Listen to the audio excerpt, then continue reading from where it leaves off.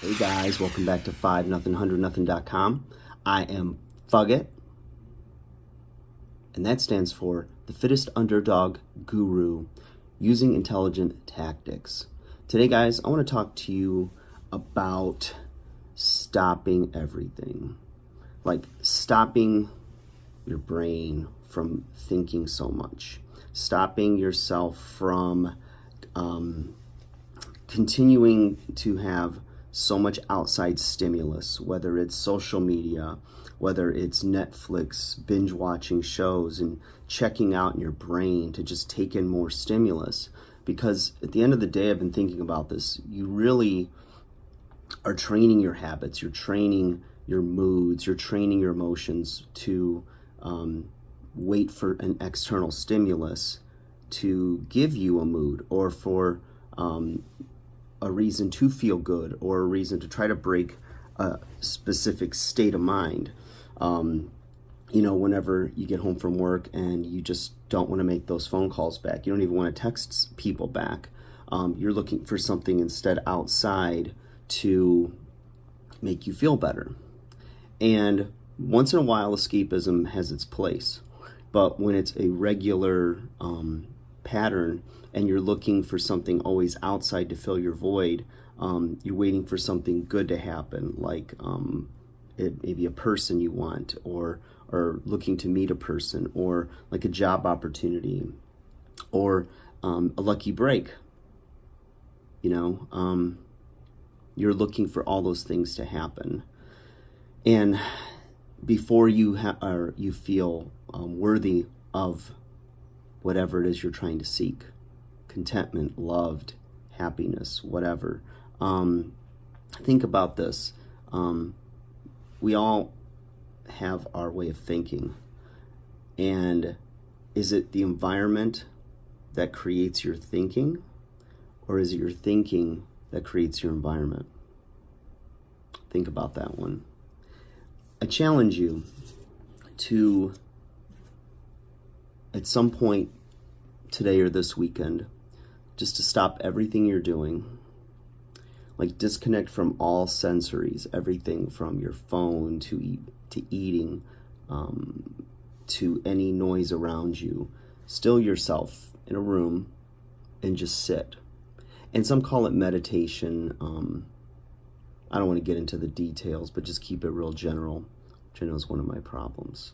But as I get too general, but I want everyone to get something out of it. And but stop yourself, like sit still.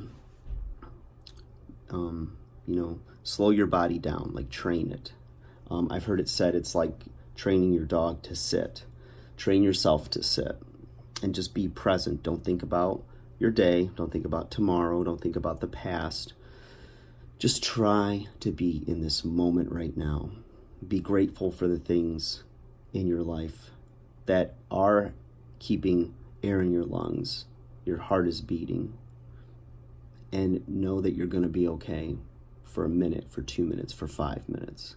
You don't need that outside stimulus to be okay. It's very hard. It's a lot harder than you think. Train yourself. Let your mind and your will take back your body, because your body has been hardwired now.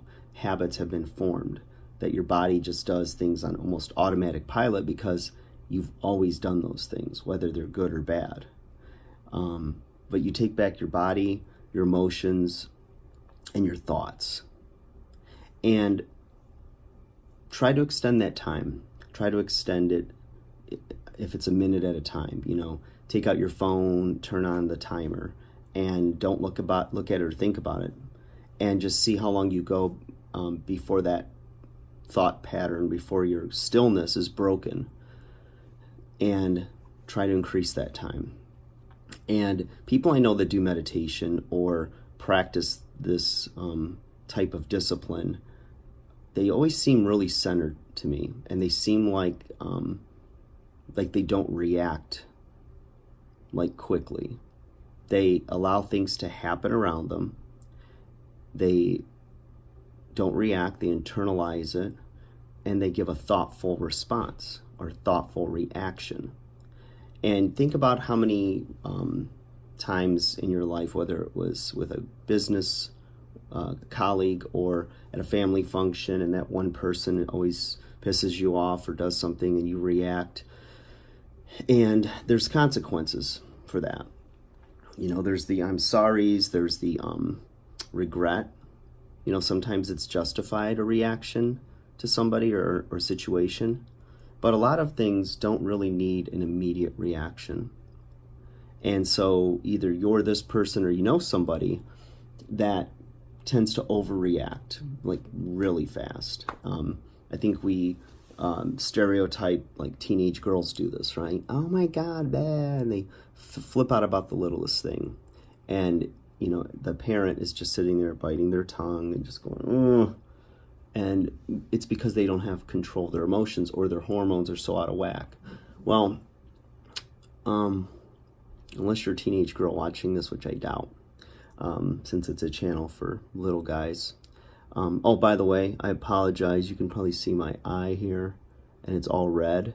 I was somewhere yesterday where there were cats, and I forgot how allergic I can be to them, and I didn't take anything for allergies, so it kind of messed me up a little bit. So now it looks like I got punched in the eye, but I don't know. I don't think you can really see it that much on camera, but that's beside the point.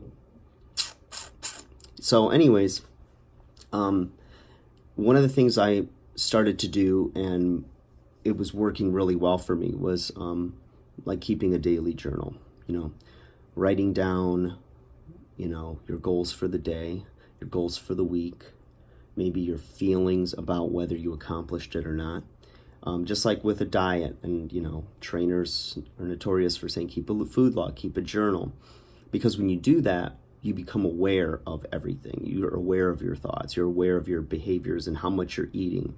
And I cut a video earlier in the month or last month about a study that was done on the most predictable behavior that determines weight control or weight loss.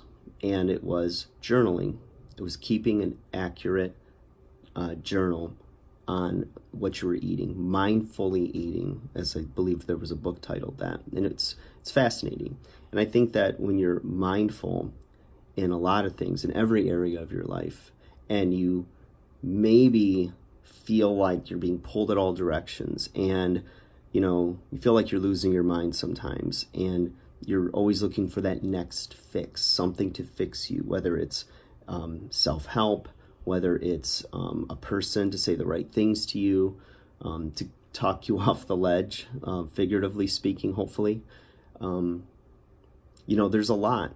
There's a lot to be gained, you guys, by stopping yourself and not trying to always fill that void in you with the next thing.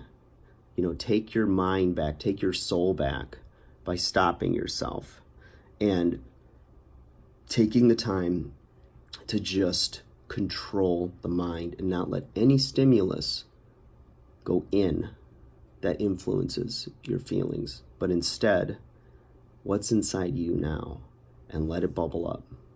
Sometimes you'll break into tears and cry like a baby. Other times, this happened to me in the last 2 months or so, I just started laughing. I sat there, I was breathing deep, controlling and feeling my breath enter my lungs. I could almost hear my heartbeat, and it was so quiet, so still. Like when you lose power and you don't hear anything in the house going, and it's the strangest feeling, and you're looking for something. I live alone, so I'm guilty of this as well, and I've talked to my friends and coworkers and clients that live alone, and they always have something in the background going, and I'm guilty of that too. I'll put on talk like a podcast or an audiobook or something. A lot of people like to watch TV. I can't and usually don't watch television very much at all.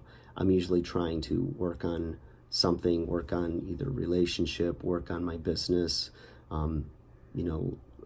learning stuff in more detail, and just becoming a better all-around person. But even that sometimes can go too far, and I don't really stop myself and make myself, I guess we'll just call it meditation. And I feel like a sense sometimes of like a chaotic environment in my head. And I don't like that at all. I want to be in total control of my thoughts, my emotions.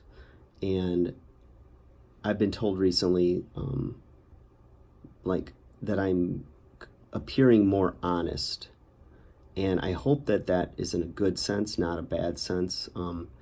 Because I think you could be like, I'll be honest, but with good intent, without, I'm not trying to hurt anybody, but I'm just trying to express how I really feel about something.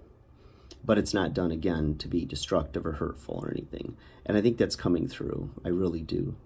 This channel could have very easily taken a turn for the worst, meaning to like attract trolls and be like counter everything that's like a trend.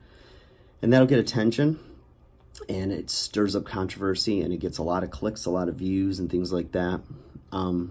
But when I saw myself potentially going down that road, it didn't feel good. It didn't feel right inside me, because that's not my nature. And so I made a little turn, and here I am. So I want to encourage you guys, think about those things. I tried to stay on point. I might have got a little scattered, but anyways, good intentions, good vibes. Hope you guys are having a great day. 5-0, 100-0 to my undersized underdogs. Tear it up, enjoy the day, and we'll talk again soon. Take care. Bye.